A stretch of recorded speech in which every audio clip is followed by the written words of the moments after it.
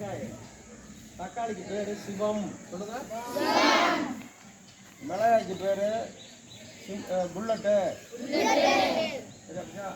கத்திரிக்காய்க்கு பேரு சிம்ரன்.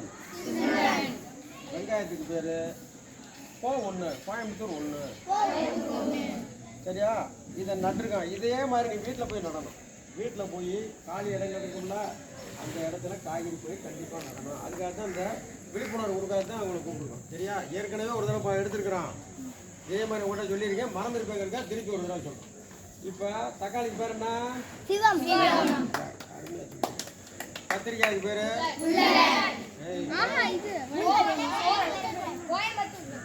கத்திரிக்காய். தம்பி கரெக்டாக சொல்கிறான் பாரு. கத்திரிக்காய் பேர். மிளகாய்க்கு பேர் ஏன்னா மிளகாய் பாரு வர்றப்ப புல்லட்டு மாதிரி இருக்கு.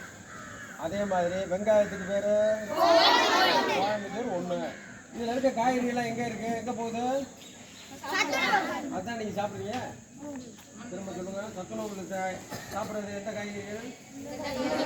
காய்கறி பேர் சொல்லுங்க. இப்போ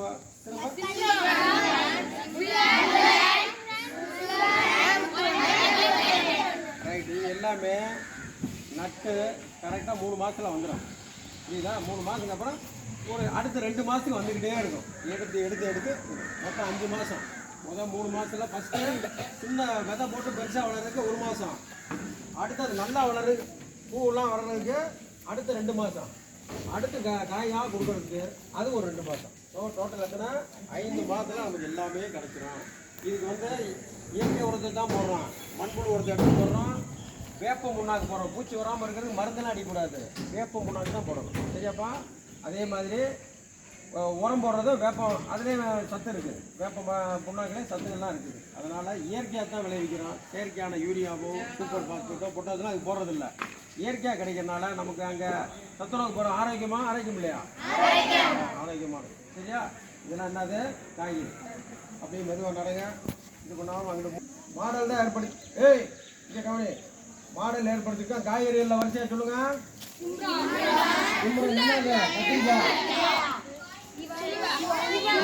இல்லப்பா விபின் எங்கப்பா? விபின் சொல்றா.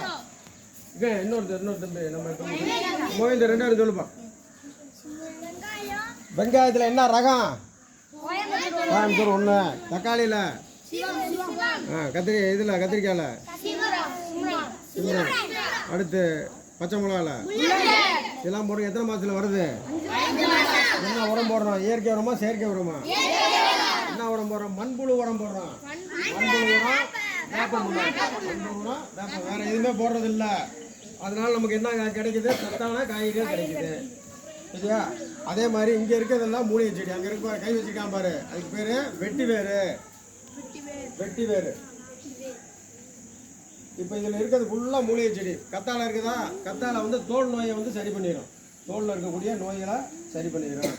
அதே மாதிரி நொச்சி இருக்குது பார்த்தியா? நொச்சி ஆவி பிடிச்சோம் அப்படின்னோம்னா சளி போயிடும். இப்படி பல வகையான செடி இருக்குது உள்ளுக்குள்ளே. வெத்தலை இருக்குது உள்ளுக்குள்ளே. வெத்தலை அது சளியை போய்க்கிறோம். ஆக சளி, காய்ச்சல் இது போன்ற நோய்களுக்கெல்லாம் உள்ளுக்குள்ளே நம்ம நட்டுருக்கோம். ஆடாதொடைன்னு ஒன்று இருக்கா? இங்கே இருக்கா ஆடாதொடை? சரிதா? வளர்ந்தியா இருக்கு பாரு. அது ஆடாதொடை. ஸோ இங்கே இருக்கிறது என்னது? நொச்சி, ஆடாதொடை, கத்தாழை, வெட்டிக்காய், இது எல்லாமே நட்டுருக்காங்க. எதுக்குன்னா மாடல் இருக்காங்க. அடுத்து நீ வீட்டில் இதே மாதிரி நடணும். வீட்டில் என்னென்ன நடணும்? காய்கறி தோட்டம் போடணும், மூலிகை தோட்டம் போடணும். சரியா? இது எல்லாத்துலேயும் போய் நீ பரப்பிடணும். சரியா?